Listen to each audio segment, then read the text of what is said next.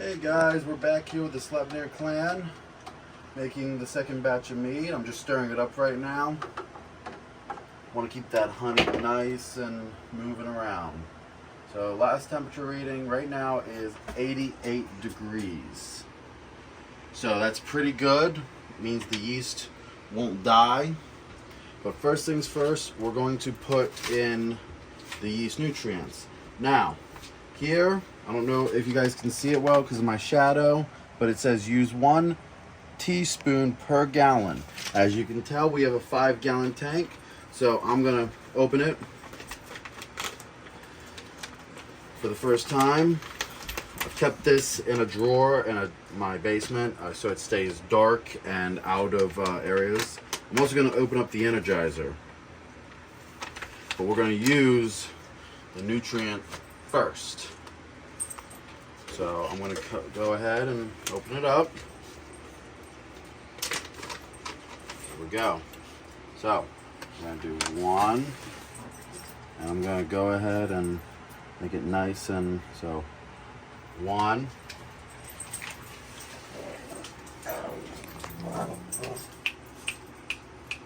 2,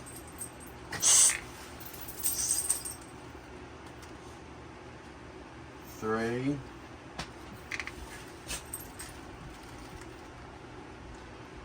4,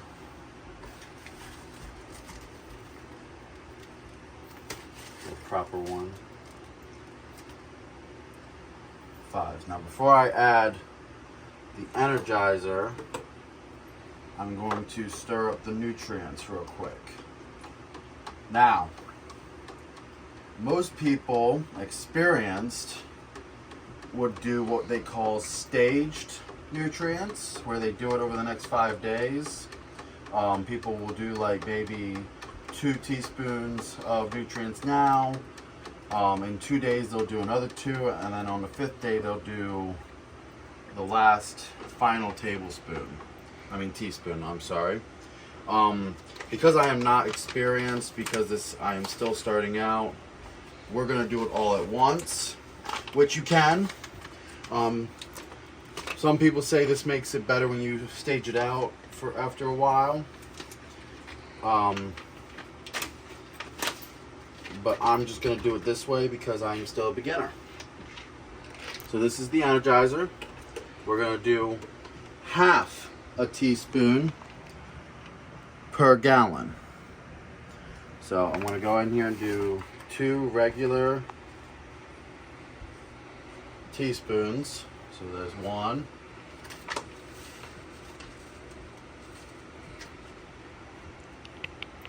2, and we're going to take the half teaspoon.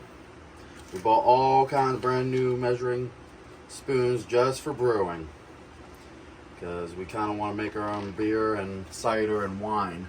And then a half. So now we're going to stir that in.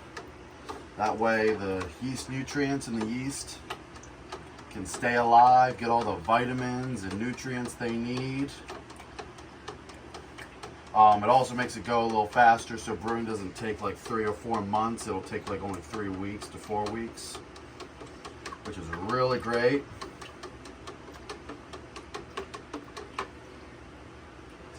Make sure all of it's stirred up. There's still some of it in there kind of blocked up, so we're gonna keep stirring. I'm gonna try and stir the other way to really disrupt it. And I'll tell you another thing. You want a great workout? Stir 5 gallons of alcohol. You get an amazing arm and shoulder workout because it really burns. So there we have it. I'm going to reconnect now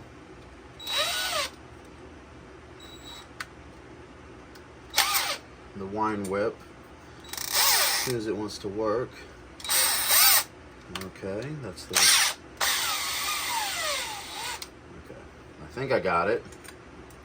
Still learning on a few things. That's also why we're making these videos, is to help people who don't do this on a full-time basis. You know, a lot of guys, some have been doing this for years. You know, me and my wife, we've only been doing this since the Yuletide. You know, we had a Yuletide party. We decided, hey, we're gonna brew. We had everybody here. We had Ragnar, we had Astrid was there. It was just a fun time, and at least we all thought it was. So I'm gonna do this nice and easy now.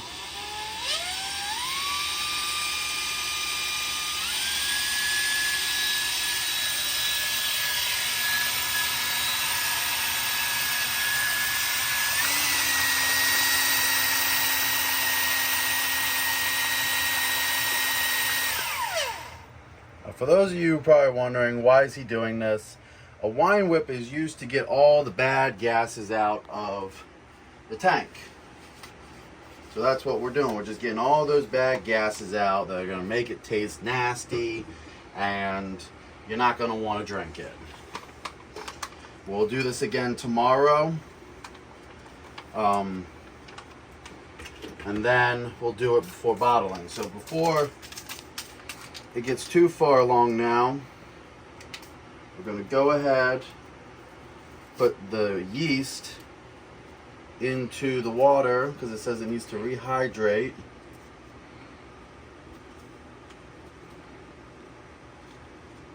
I'm going to see if I can open this. I got big fingers.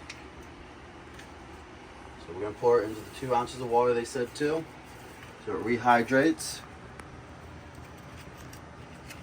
Can go ahead and stir it around.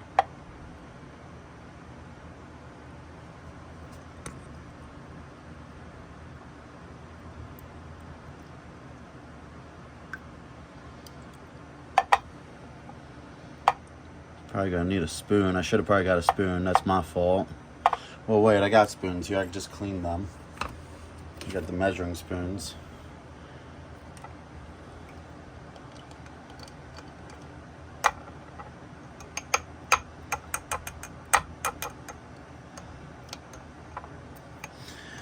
You can tell this is definitely my first time doing this. It's not going over too well. But the good news is that, you know, there's always room for improvement. There's no shame in any of that.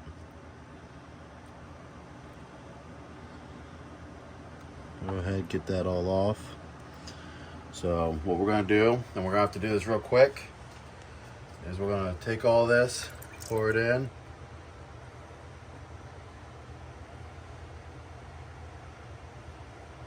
Stubborn. There it goes.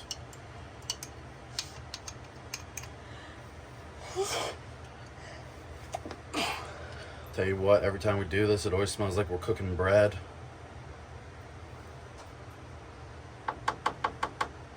So once again, I want to take the wine whip.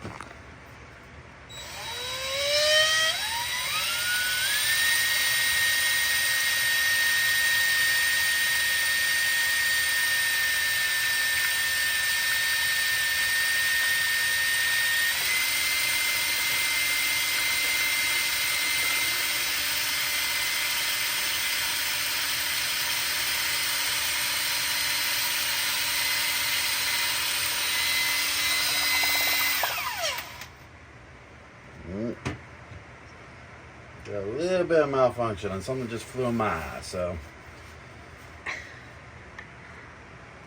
don't want to go blind from alcohol. So real quickly, we're going to slap this nice, good sealable lid on. Everything was sanitized before use. We wanted to make sure everything was clean so nothing contaminated the brew. So real quickly, we're going to slap this all on because it's going to start fermenting here. Gotta be careful. I don't want to try and break this. 5 gallons of alcohol go over the place. And then we'll be at a waste. So we'll shove this in. This is your airlock. And we'll use the water to the fill line here.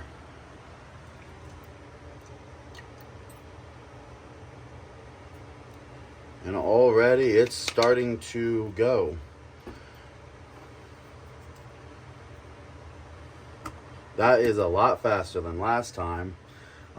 Even Astrid here can confirm that it did not start that fast. Now, what they usually do on Craft to Brew is they will use a 16 ounce, but we like to start with a 32 ounce because it gets most of the yeast out in the first batch. And if we had done this right the first time, we might not have used so many jars. So what we're going to do here again is we're going to start with the 32. And so I'm going to tighten this right on there. I think that's the, yep, that's the right way. All right. I'll go up and get that later. So my wife Astrid made a point. We use a bowl to make sure nothing leaks out. So I'm going to tighten this real good. So what we're going to do now, what makes this such a great contraption for Craft to Brew, is the gravity system to collect yeast. So you just take a little twist right here, and you can see all of it starting to go down now.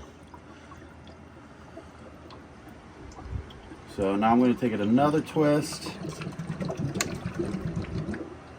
and it's pretty much filled up the bottom. So we're just going to open it up completely like that. Now you can tell, yeah, it did go down below 5 gallons, but that's nothing to worry about. That's because you want to get the yeast and everything out of there. It's all going to do its job now. We just want to make sure everything's sealed tight, pushed down tight. Otherwise, we could be dealing with an explosion in the morning. You definitely don't want to do that. So there you go. That's how we do the Sleipnir clan brewing with the Craft to Brew Catalyst Fermenter. And it worked pretty good the first time. This is one of our better bottles. It's dry, but it's still sweet. Hopefully this next batch will come out a little sweeter, and we'll let you know by giving you a weekly progress report. We'll also be filming tomorrow to show you how we wine whip with the top on. You guys have a good night and a good evening. Skål!